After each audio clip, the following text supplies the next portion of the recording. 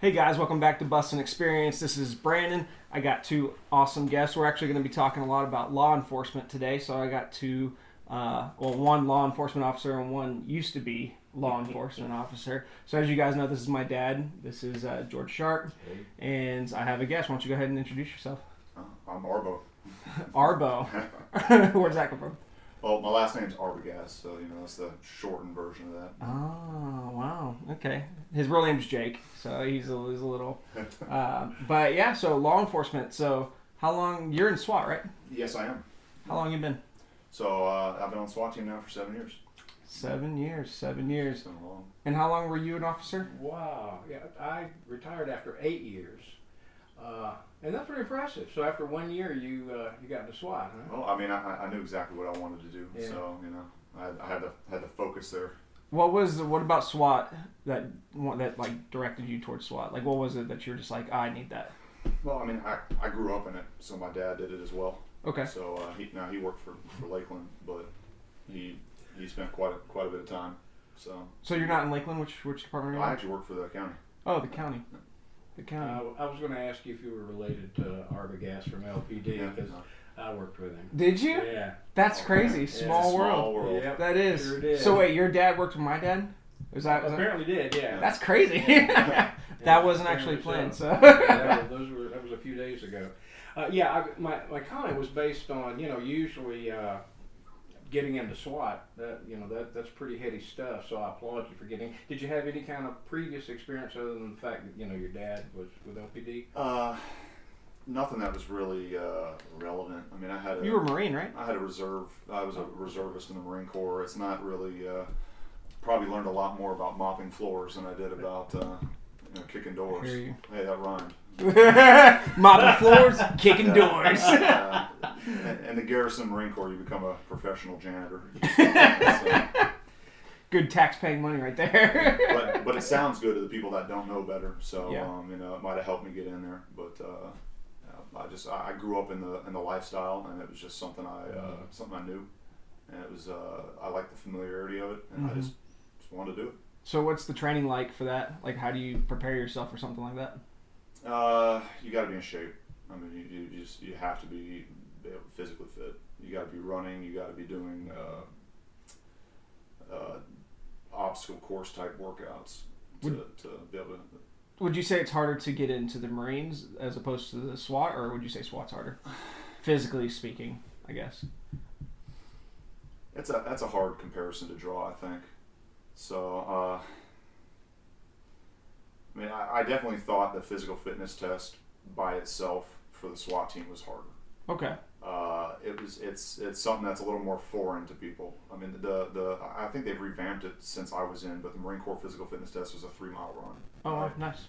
And anybody can throw on a pair of shoes and go run for 3 miles. Yeah. And then you do your pull-ups, and then you do some sit-ups, and that was the test. Okay. The SWAT team required you to do those things and more. They required you to do those things with entry vest on, which is quite heavy, in boots, with a gas mask on at times. It's just a little more involved, and it's something that you're less used to. I want to say that the average person is less used to doing those types of things with all that on. Interesting. So, I mean, what type of situations? Because obviously SWAT's called in for heavier stuff. So, like, what's an average day for you if you're called in to do something? A lot of our call-outs are kind of the barricaded gunmen. Okay. Right, and they range from people having a psychological episode and they've been a danger to somebody or themselves, to people with warrants or have done serious crimes that have barricaded themselves in a house, and then we require some extra tools to get them out. So it's a person that you can't just leave the neighborhood and leave this person there because they're going to be a danger to the neighborhood. But you also don't want to send a deputy in that might not have the amount of stuff that we can bring to the table. Got it. So kind of protecting the law enforcement officers by sending in the big guys, But well, I don't even necessarily want to say the big guys, because the average deputy is a very competent person. I guess that has, and especially in this county, the sheriff's office here is very well outfitted with gear and training and all those things.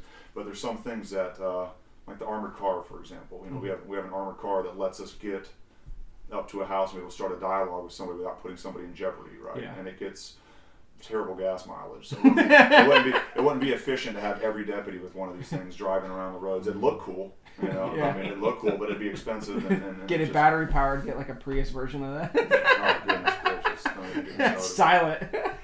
Well, now you doing SWAT? That's sort of an adjunct, I would assume, to normal patrol duties. Correct. It's for us. It's a secondary duty, and that's kind of the model for most Right. most police departments, most sheriff's offices, because SWAT isn't this daily thing.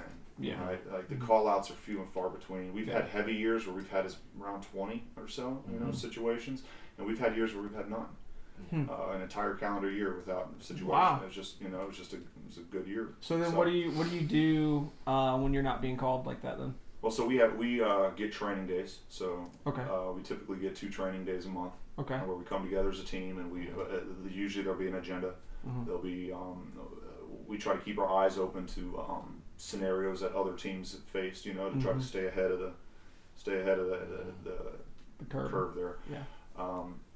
And we'll look at different tactical problems and how to achieve them together as a unit. Okay, so you guys are always just maintaining a readiness then? I think that's a very good way to put it. We try to maintain readiness. It's a skill set, and it's a perishable skill set. Yeah, it's yeah, something you have agreed. to practice frequently. Agreed. So, but you're never like out on the road. You don't do like any, I guess, routine officer work in the sense of like you're on the road or anything like that? Or... As a SWAT team, no. Okay. No. Okay. So I myself am a property crimes detective. Okay. From a normal stint. So what does that consist of? It can be anything from you wake up in the morning and find your car is burglarized. You call the sheriff's office. A deputy will come and take the report. They'll get as much information as they can, and then I pick it up from there. Okay. So they'll collect fingerprints. They'll collect video. They'll collect some things. Then it's up to me to sift through. Well, are the fingerprints good? Can I send them to a lab to be compared? I've had cases where suspects have cut themselves and left blood, so that's up to me to send the blood to the lab and hope it comes back with a match for a offender. It's just I just take it a little bit further. That's crazy. That's crazy. Would you say that in today's world, because like and we were talking about this a little bit before, like social media and people just beliefs and all that stuff. Would you say that makes your job harder in any type of way? Well, so social media is just a whole other animal by itself. I wouldn't say necessarily it makes the job harder, but it's definitely changed the job. Well, I guess what I'm referring to is I think of like Blue Lives Matter and like all these other movements, right? That kind of are trying to oppose law enforcement, I guess if you will. Not Blue Lives obviously doesn't oppose, but like there's opposition to those type of movements, and does that in any political type of way for, like, let's say the county or the state or whatever, affect you guys on how you have to deal with certain situations? I don't know.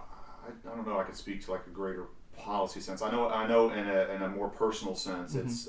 I find it discouraging and disheartening. Yeah, I'm sure. Yeah. And it's especially discouraging when you turn on the news and an officer has done something that I probably don't even agree with. Yeah. In Missouri or something somewhere else, but its effect has made it to the community here, So I'll say that's a disheartening side of things. In other ways, social media has helped us out a lot. Yeah. So I had a recent case where I had a photo of somebody that I couldn't identify, and we put it on social media. Wow. And somebody was able to identify this person, and the sheriff's office maintains a Facebook page, and they frequently reach out to the community, and the community frequently comes back with tips and leads and all kinds of good things to help us solve cases. That is cool. And I'm sure that's a huge difference between 30 years ago versus... Yeah, it was a little antiquated back then. Quite a bit of difference. But things like your Amber Alerts and stuff where you can use technology to instantly get that information out. That's another perfect example of technology that, now that everybody carries, mine's never more than a few a foot away from me. Everybody's got this device, and you can reach a bunch of people really quickly, and it so those kind of things I think really help out a lot, and it's going to be interesting to see where it goes from here. Yeah, no, it's like you said, it is just disheartening though. I mean, would you, like, whenever somebody does something stupid, but would you say, because obviously you've been in it, and I'm sure it's changed a lot since, 30 years ago, would you say that the policies and the things that they teach you are fair, not only just, to you to keep you guys safe, but also for the people that you're trying to serve and protect, and, if you have to arrest them or whatever, that it's a very fair and balanced thing? Does that make sense? As opposed to people are like, oh, police brutality, it's unfair, you guys are unjust, but you're like, no, like, we're trying to keep ourselves safe. But do you think that that's a fair balance is what I'm asking? I don't understand what you mean by that. So do you think that they're credible in their sense of like police brutality? So like when people say, would you say that I could see how maybe they could kind of see that? Well, I mean, it's a lot of times it's situational. Yeah, it depends on the specific situation, and there's a lot just of a factors. judgment call thing. I've seen situations that I thought were credible. I've seen situations that weren't. It's just case by case then. It really is, and you have to understand that the people that make the accusations aren't always telling the truth either. Agreed. Jeez, yeah. I actually there was a call a couple years ago where there was a SWAT call out, and somebody posted on social media a picture of a SWAT guy and said he just shot the dog. And I looked at this picture and it was me. It was my back. Are you serious? I swear, it was my back. Oh my goodness, dude. And I was like, that's me. And then I was thinking about it, and nobody shot anybody. This situation was peacefully resolved. Yeah. There was never a dog at any point. Yeah. Apart from the sheriff's office dog. Right? Yeah. So I mean, this situation never, and this person put this, and I started to wonder, it never came of anything. But, yeah. I started to wonder how. I mean, that specific situation kind of skewed my perception of some of the stuff. I didn't always. You got to wonder if it's always the just the real story. Yeah, and that's kind of what I was pushing for, is like kind of your perspective, because I mean people very clearly make their perspectives on the internet and all that stuff on what they think, and so I was just trying to give an opportunity for that as well. But I mean, I will say, I mean, everybody's human. Everybody makes mistakes. Exactly, exactly, and that's what a lot of people tend to forget as well. Yeah, I don't think I've seen, like, I see this narrative of the power tripping, a badge abusing authority figure. I don't think I've really have seen that on social media anywhere where I think it has some serious credibility. I always think the truth is somewhere in the middle. Agreed. It's very easy to make a mistake, especially when you're stressed out and you've got a very tense situation like that. Especially when you're being scrutinized because everybody's watching you. You know what I'm saying? Like, because you know that if you mess up, that a lot of people are coming at you to, reprimand you. But I mean, so how different is that from 30 years ago, Dad? Quite a bit, actually. The social media, it can be positive and it can be negative. One of the things I had the opportunity to do was to be probably a little more proactive because it was a bit different. And being in Lakeland, inside the city limits, I was with the Lakeland Police Department, and of course Polk County's big, so you got a lot of territory to cover. So when I was with the police department, there was in Northwest Lakeland, where a number of minorities where they live. I chose to work there. I actually requested that zone, and I guess in the first couple of years, and this is a little kind of an anecdote, a little story here about how it was a bit different. I recall when this situation first came up, we went to myself and a partner. We went to a domestic violence, and he took the female and walked off, and I went off with the male like they would do, split them up. And this gentleman said something very, very interesting to me at the beginning of it. We were about to talk, and it turned out okay. But when he started talking to me, he started off with a comment of, "Hey, now you're a man like I'm a man." Or I'm a man like you're a man. That's how he started. I'm a man like you're a man. And I thought, okay, that was kind of an odd comment, but so we went ahead and talked and very friendly and got it, got the problem taken care of, and he stayed home and she stayed home, and there were no more problems. And I thought about that statement and just sort of let it go until over the next few months when I'd go to other calls, other black males would start off a conversation with me that had no relation to that first situation that I had, and would say the same kind of thing. I'm a man like you're a man. And I thought to myself, I began to query, because, I had a lot of interaction in the same area in terms of the city. And I kind of started thinking to myself, what kind of mindset would a person need to have to feel like at the beginning of a conversation you've got to qualify that you're a man like I am? Yeah. To me, in To my remind heart, them, that's a given. Yeah. But that person doesn't know it. All he sees is the uniform and whatever he has been told.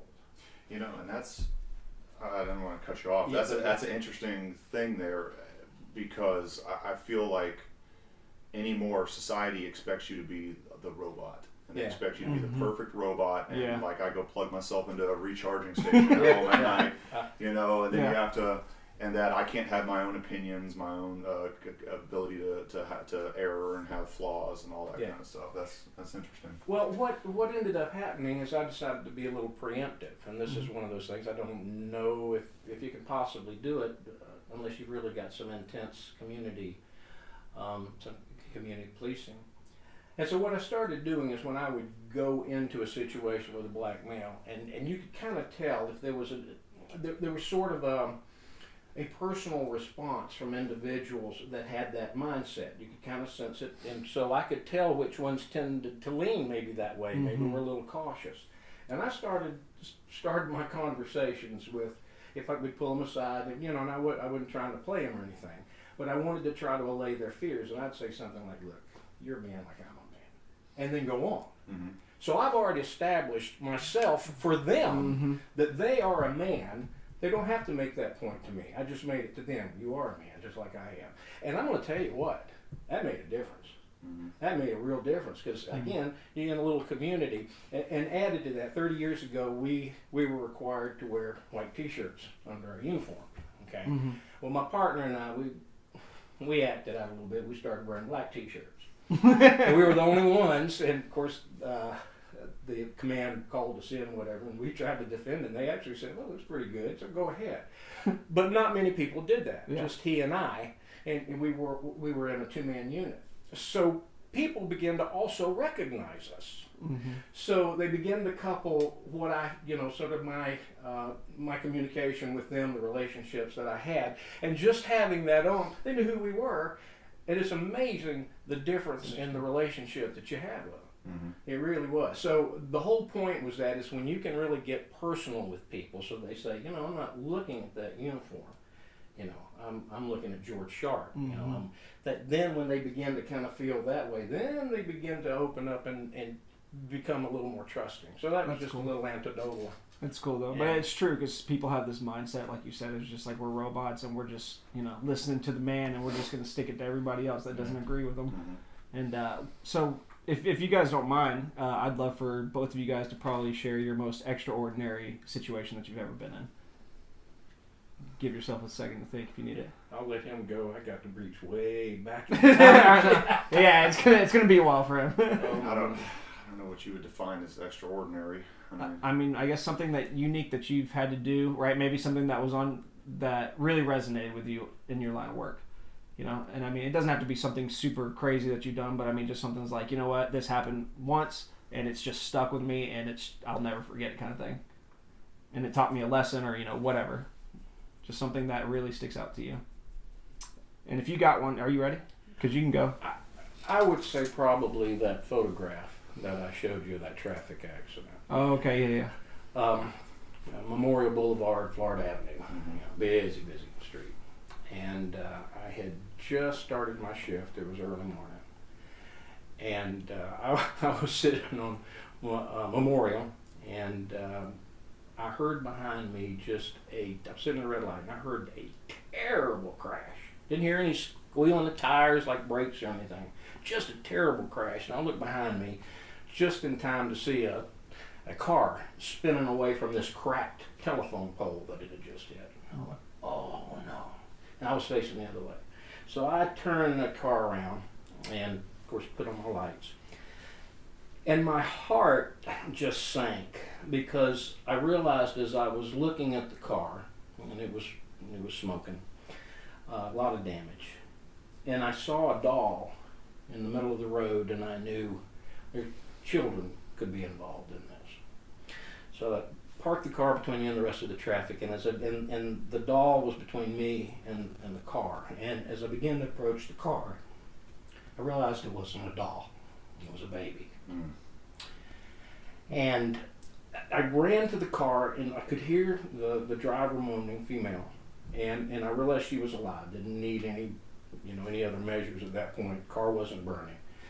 I had back up there real quick, so I went back and started working on the child.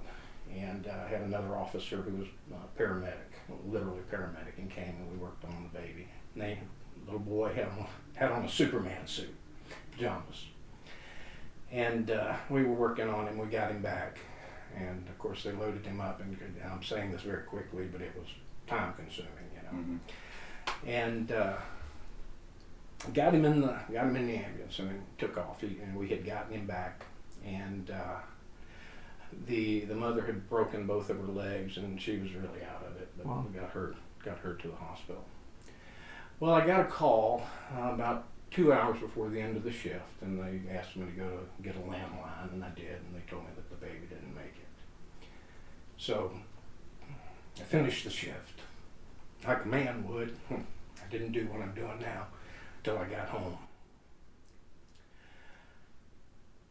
And I recognized that very day, I think the reality of life and death and the part that we play came into great focus for me that day, so much so that I named my first son after that young man, Joshua. His mother was a nurse. She had worked a double shift. She had just gone to the babysitter to pick up the baby, and was holding the baby in her arms. This was before the seatbelt laws. And was driving and fell asleep and hit the telephone pole, and as she did, the baby went out the window. Well, because of that, and his death was not in vain, because of that, that was one of 3 cases that went to the state to enact the seatbelt laws. Wow. And the child restraint laws, and we have that now. Wow. So anyway, I think that probably was one of the biggest impacts I had during my 8 years there. Well, thank you for sharing that. Yeah. That's a heavy story. What about you, buddy? I have a similar story. I didn't want to get into too great detail. No, that's fine. Whatever you can. A Halloween night, and when I was working down around Frostproof, and there was a 2-year-old that was he was a pedestrian, but he was hit. And that was, like you said, that was at that point in my career. Let's see, 2000. I'd already been a deputy for a couple of years. I wasn't a seasoned veteran by any stretch of imagination, but you get used to death pretty quickly. I mean, you get called to everything, and it just becomes part of life. Yeah, it's just not foreign after a little while. But that was the first time that it really, it was the first child's death I had to deal with, and it impacted me. It bothered me for a very long time. I mean, I almost lost my religion over it. Wow. It was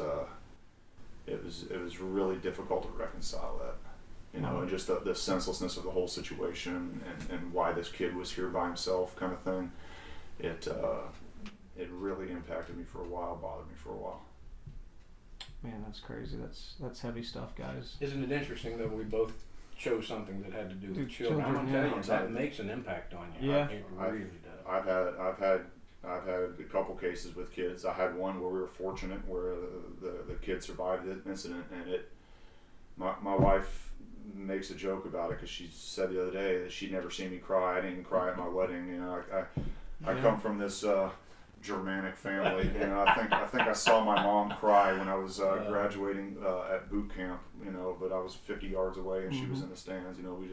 We're not like that. But I had a kid that we almost lost. We didn't know if we were going to get the kid or not, and the ambulance took her away, and I went in my car and I cried in my car. Wow. And it was she ended up surviving the whole thing. She's healthy and well. The kid thing, it just any children it's very difficult to deal with. Yeah, I mean, when you bring kids into it, it elevates it to a whole nother level. Literally, whatever it is.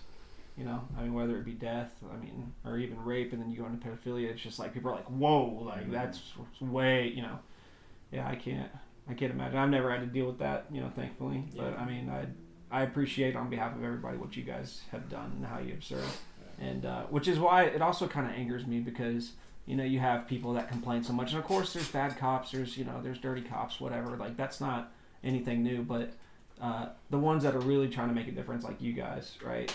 Like I get upset at people that are just causing so much backlash, I guess.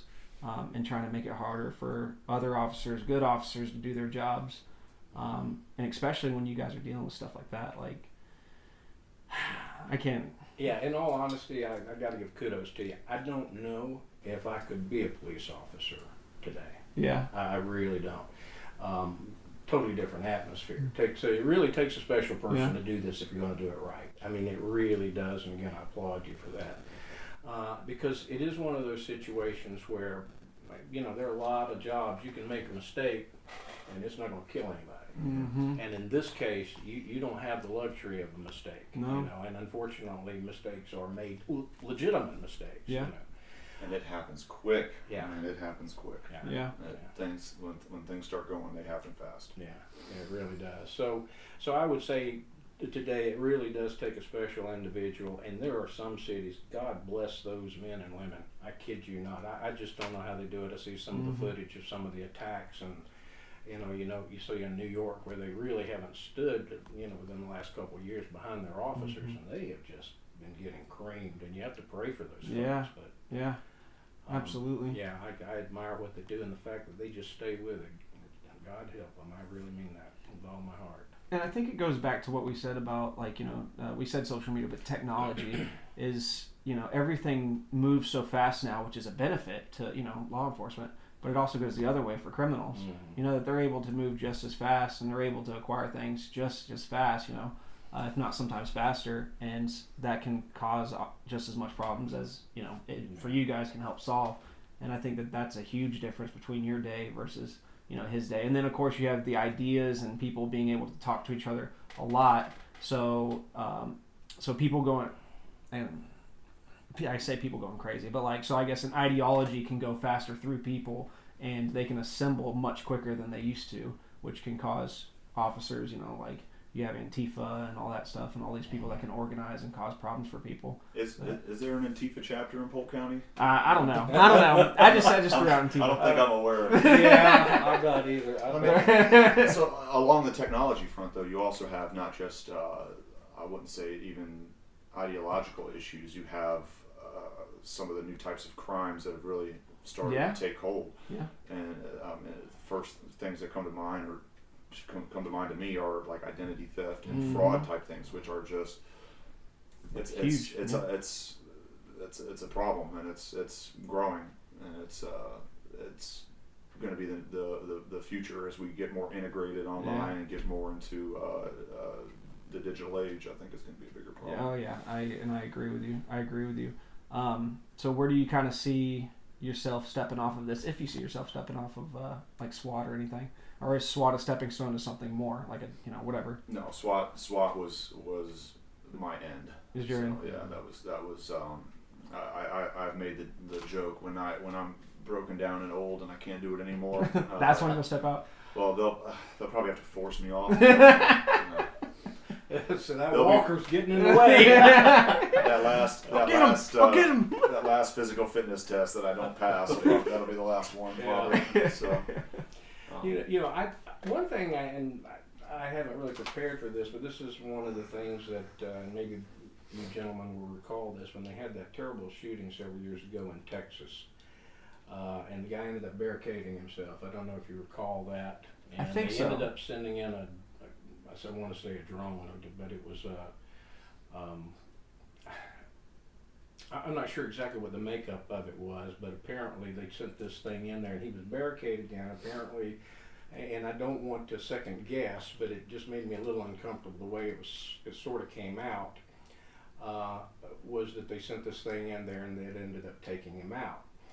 But the question arose, unless they knew something that they weren't saying, it kind of begged the question, what was the urgency? In other words, when you begin to let machines take people out. Now, obviously, Yeah. it was controlled by someone, but you've got a machine there, and the only visual you have generally is whatever is being provided by that machine. Yeah. And so I kind of questioned. It was lauded. Nobody criticized it or anything, and I may be off base to kind of have questions about it, but I do have some issues with if you've got somebody that isn't an imminent threat at that moment, and apparently was barricaded in a particular area, and they had a visual on him, and then they sent this thing in and they took him out. So I don't know. I think that sometimes that can be a real slippery slope if we're not careful. You want to protect the officers, and you don't want this guy coming out and shooting more people. But by the same token, You want to just kill on sight. I worry about some of the. We talk about technology, and I'm going to tell you, technology is absolutely going crazy. I look at some of the things that Boston Dynamics is coming up with, and I'm not familiar with that. Yeah, they make like robot. Dude, these things are crazy. They're like doing backflips and all that stuff, and they're able to shoot guns. Yeah, it's nutty like stuff. Like, if you ever get a chance, go look at Boston Dynamics. I mean, I'll say it this way: the robots are impressive, but when you see what could be done, like with them, you're just like, oh man, it gives you kind of like that Terminator feel, which I don't think that's exactly how it would look like. But but the more there's going to come a point, I fear, that the technology may outpace our ability to keep it under control. Yeah, and of course, part of it too is when you have this type of technology that's that advanced. A lot of it has to. Part of the trouble is who's controlling it. Yeah. Who's making the calls on these things. Yeah. So. Especially with like AI and all that coming out. Yeah. Like I can't. That's crazy. Yeah, so I imagine you're going to have to contend with a lot of this, but you think about some of these things that with technology and not just hacking with identity theft, but I realize that there are people that can hack these home security systems, and which is why I don't have one. Nothing that I can. If it's wireless, that I can control. I don't have it because you just never know. These guys are they're very, very clever. And I'm beginning to find out, in a lot of ways, simplicity may be the best way to go in a lot of cases. That is the truth. Because the more parts you've got that are missing, the more chances that something is going to fail within that. So anyway, but I digress a little bit. But yeah, I think technology, that's something that's really going to be watched down the road. Yeah, I wouldn't be able to speak to that. The hacking portion, that's a wonder I can turn my computer on. I'm probably one of the least technologically savvy 30-year-olds around. So. Yeah. So do you deal with the white collar stuff then, or is it? I don't do any of the okay. Typically, no. So the sheriff's office now has many different entities that specialize in their own sort of thing, and they have people that do that. That's you got to have some tech savvy to be able to do that, and like I said, I'm not quite there yet. So. Well, it seems like, and I mean, I could be wrong, but it seems like Sheriff Judd stays on top of it. I mean, he doesn't seem to lag behind on what's going on, and has a pretty good handle on what's going on in the county. So well, that's a good thing. Definitely got a lot more energy than I think I will at that age. I don't know how he does it. Some people bless that way. Got a lot more energy. The people love him, but the inmates hate him, and I mean, that's how it should be. Yeah, well, but it is different. You've got a real generation gap here, brother. Hopefully, if he sees this, he'll come on. I'd love a person like him to come on. That would be nice. That would be an amazing. Yeah. And I'll have you sit in like one of the that seat over there, dude, and you can watch it. Yeah, we'll talk about him. Right. Well, I suppose that now you've been there 8 years. Are you planning to do a 20, a 30, or the Florida retirement system right now is at the 30-year mark, so that's what I'm shooting for. So okay. So you'll be how old will you be when you retire? Oh, I don't know. Think about it. You're like, oh, math. Oh, I hate math. Let's see. What will that be? It'll be 22 years from now, so I'll be 55. Not bad. Yeah, it's not too bad, You'll still be a spry little chicken. Yeah. You'll still be young. Maybe we'll get lucky and they'll lower the retirement age or something. Right. Yeah. I take it from me. You look at these numbers and you're thinking, 55. When you get there, you're gonna think. Yeah, it's not bad. Yeah. So it's gone pretty quick. You blink and you miss it. It's true. It's certainly. I mean, before we started this, you asked me how long I've been here, and it took me a while to reflect on it and realize that it has been 8 years, and it certainly has not felt like 8 years. Let me ask this. This goes really to a kind of personal. Do you find yourself wanting to fall into maybe being a little cynical? And I'm not saying that I'm picking that up from you, but what I did notice was that a number of officers. It was kind of interesting. When I was really involved with the guys, and when I was a police officer. And when I left the department and decided to go into nursing, I had kind of moved away from hanging around the guys for about 6-8 months or so. Mm-hmm. And when I went back and kind of hung out with them and was visiting with them, I thought, man, these guys, they've really gotten cynical. Yeah. You know, I just thought to myself, man, you know, I don't remember this attitude. But then as I began to sit, I realized, no, they didn't change at all. I got out of it, and I began to change. Yeah. And what began to happen was some of that veneer that you have to do that job began to kind of fluff away. So that when I got back to and started communicating with the guys a little bit, then all of a sudden it was very glaring to me. And I thought, ooh, wow, man,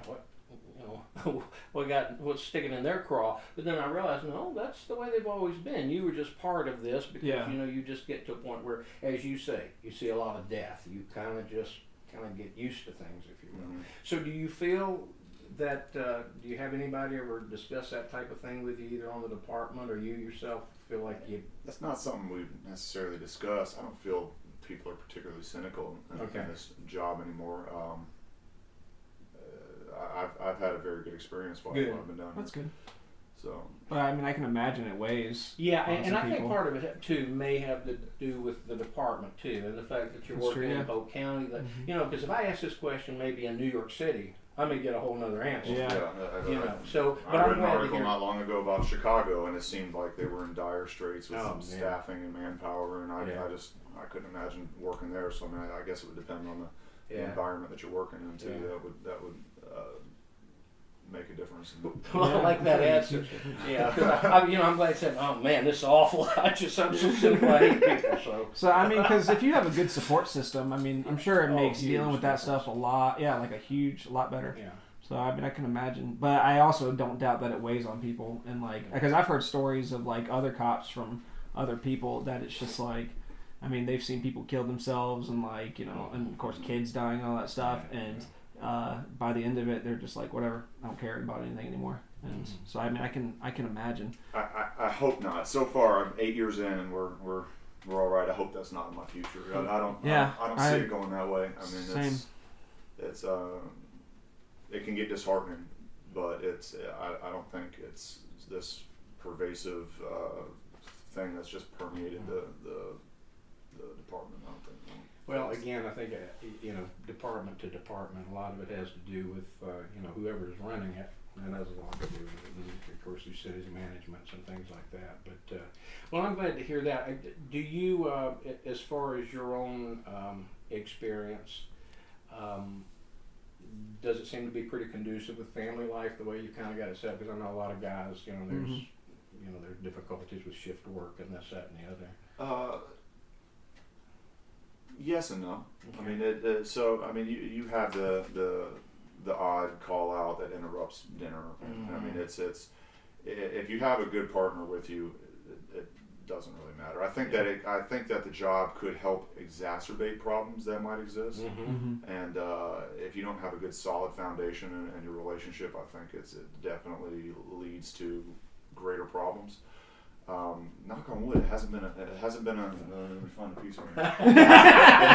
It hasn't been an issue for me. I've got a wonderfully supportive wife who hasn't had any problems with it really, and thankfully it hasn't been. I've gone through some busy spells here and there, but it hasn't been too invasive to our relationship. So. Now, were you married first, or which came first? The job came first. Okay, so she was already knew what you were doing, and okay. Yep. And what would you say is the hardest thing about it then? About being in SWAT? Well, hardest thing about being in SWAT. I would say for me, just the job itself, apart from SWAT, is more difficult for me. The SWAT has been, I don't want to say a vacation, because it's certainly not a vacation, but it's kind of like that reprieve from, it's once every 2 weeks I get to go out with the unit and conduct our training and do our thing and have the camaraderie, and then I come back and continue the job of sending off lab requests and things like that. Okay. So I would say SWAT hasn't really been that difficult. I mean, it's certainly been physically challenging. Yeah. It's certainly been it's got its own challenges. You get a call out where you're awake for long periods of time, or you get called early in the morning to go deal with something that certainly can be challenging. But it hasn't been the most difficult part of this job by any stretch of imagination. And so this is a very important question. I'm sure a lot of people are going to be wondering this if they're watching this. Not sure if I'm prepared to answer this. Do blue lives matter?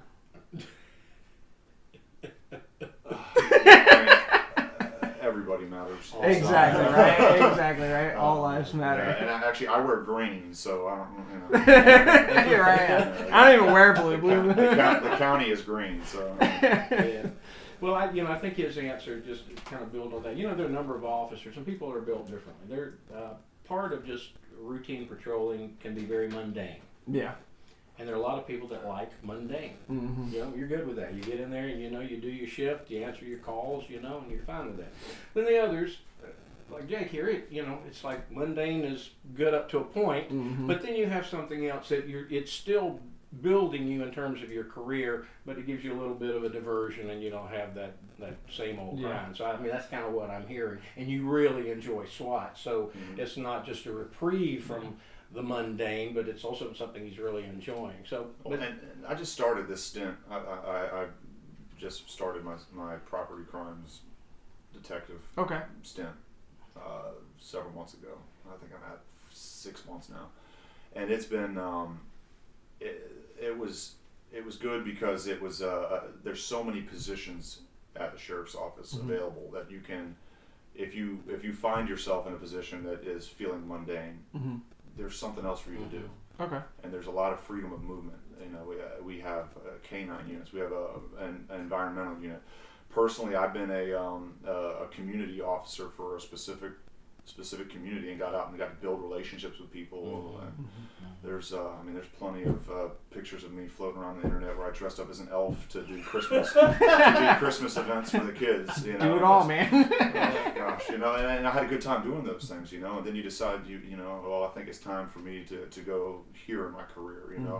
I decided I wanted to be a field training officer at one point, and I got to do that.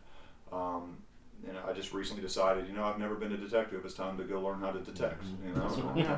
Like Batman. And so here I am. Yeah. He's the world's greatest detective. Well, I don't have $1 bazillion or all the gadgets or anything. Not yet, man. Not yet. Oh goodness. I saw you in the paper one time. How many times have you been in the paper? Like, I remember seeing your picture. Oh goodness. I don't know. I don't keep clippings. You should, man. That'd be kind of cool. Yeah. Gotta say, man, it's just ripping on myself for technology, but it's 2020. I can't remember the last time I picked up a physical copy of the newspaper. That is true, but I mean, do you remember what it was about? I don't. I just remember just seeing a picture of you, and I think it was a newspaper, I don't know if it was online, but I think it was a paper. And I was like, oh, it's Jake. I know that guy. And then I put it down and then went on with my life. My wife's grandparents, they still read the paper and watch the news, and I get here every once in a while. I'll get a screenshot or a still camera shot from their phone. Oh look, you're on the news here or something like that, and it'll be some B-roll footage that the whatever news agency has had for years, and it's not even pertinent to the thing. There's one that they send me all the time, and it's me at the training center when they were standing up the Guardian and the Sentinel program, and I just happen to be out there, and I'm in the background, and of course you can tell it's me because I'm 6'8". Yeah, exactly. Yeah. So I think that's part of that. It looks like you're in like a schoolyard because everybody's so much shorter than you. So I guess there's this idea that I'm overrepresented, and I think I'm just the more recognizable one. You see the guy walking like a baby giraffe in the background. Probably a sure bet that's me. Would you say your height helps, or it's more of a hindrance in your line of work? Oh gosh, getting out of the car is not easy. I mean, it goes both ways, you know. I mean, it's a good icebreaker. So when I did a 2-year stint in the we had a juvenile gang anti-gang unit where we were trying to build relationships with the kids and steer them in the right direction, especially targeting these kids that didn't have a solid foundation in their homes, or two-parent families or anything like that, and were getting into trouble frequently. And I found the height was a way I could help break the ice and talk to these kids and try to dissuade them from their stuff. And so it was definitely a helpful there. I mean, I have a helmet in my car that's got many scars and scrapes on it where I've hit my head on it because the average doorway isn't so tall. So I'd say we're about 50-50 on that one. All right, that makes sense. So I asked you what the hardest thing was. What's your favorite thing about it? What do you love most about it? Oh, man.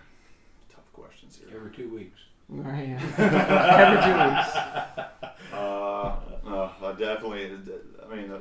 I definitely enjoy the job. It's definitely not for the paycheck. Like I said, I mean, the camaraderie with the SWAT team has been one of my favorite things. Every once in a while, and it happens. I want to say it happens a little less as a detective. It happened more on patrol when you really resolve a situation for somebody and you just make their day or their life better. You fix something or what have you. And it could be something as simple as changing a tire for somebody, or that's awesome. What have you. Those little moments are pretty good too. That's awesome. I'll direct that question at you too. What was your favorite thing about law enforcement? A lot of it had to do with public contact. I think probably one of the things I enjoyed most was, and I did this, I didn't have permission to do it, I did it anyway. Well, you better make sure the statute of limitations. Well, here's look, I don't want to have to. No, on Christmas. Yeah. What I would do is, if things were slow, and generally was, usually there's nobody out for Christmas. Yeah.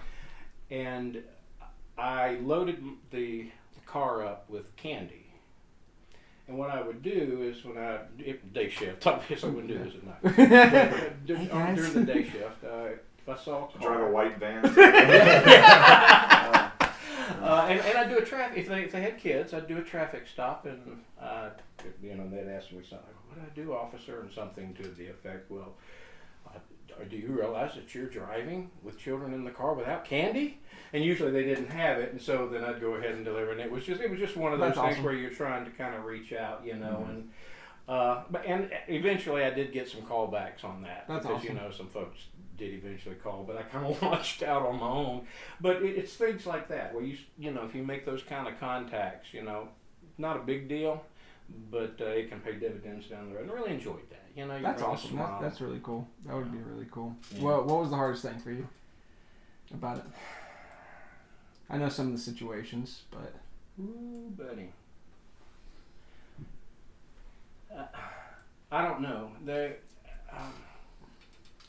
It is a special type of job, and it really does take a special person. You have really got to have your ducks in a row, because there's a lot of stuff that's going to come your way that you're going to have to be able to kind of fend off in a lot of ways, both character-wise, morally, physically, emotionally, all of that. So you talk about things that, what was difficult or hard or whatever sticks out. I think that's probably across the gamut. Mm-hmm. There were a number of things that in any moment, it could be really tugging at you, Mm-hmm. But you just have to kind of plod through. And as I said, it takes a particular person to be able to do that. And sometimes you just have to be rather matter of fact, where a lot of people become very emotional over certain situations. Yeah. So I think it's just probably what it requires to be an officer. If you don't really have that down, it can be tough all the way around in a lot of different areas. So, yeah. Sure. let me try to qualify that a little bit, and I know Jake doesn't have a problem with this. One of the things that they did tell you at the police academy was they said, be careful with how you use your badge in terms of influence, if you will. And a lot of times you have to be very, very careful, you know, because people a lot of times, and I can honestly tell you, you know, never succumb to any kind of a temptation to violate my oath as a police officer. And I'm going to tell you what, there people will approach you with all kinds of stuff, and you know, if you can just kind of look the other way, and I had that happen actually on patrol. They didn't do that but once, and I took care of that situation. But the idea is those things are out there. If you don't have that mindset, you might go the other direction on it, and the next thing you know, you're in a lot of trouble. Yeah. And I've seen that happen to officers. So I think that's probably the thing that I would say would be the thing a person would really have to look at in terms of being an officer. It really takes a special individual. Yeah, special individual.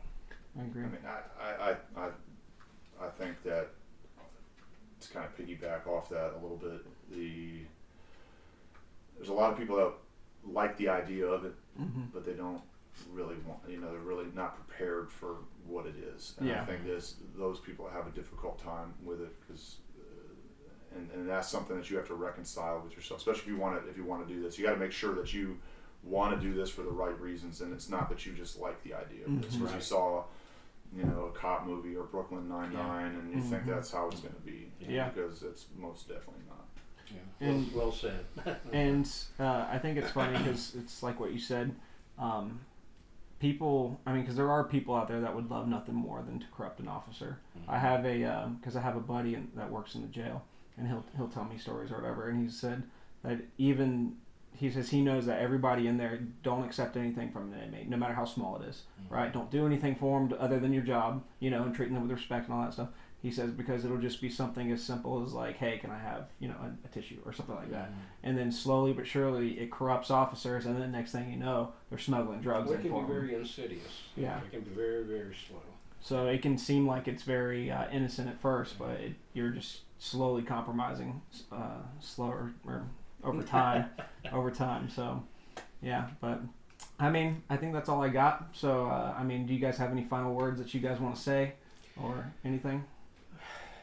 Well, let me say, I'll let him finish up. I just want to say to him. Oh gosh, I don't know if I want that response. Well, ultimately, I finish up. Yeah, okay. So, I mean, I'll let him do that. But the only reason is because I just want to thank you for your service, particularly at this time. It's tough out there. I know it is. I'm proud of our sheriff's department. Yeah, agreed. And the police department. We've got some great folks, and I put them up against any in the nation. I kid you not. You know, because we see the things that go on elsewhere. So I want to tell you thank you for that.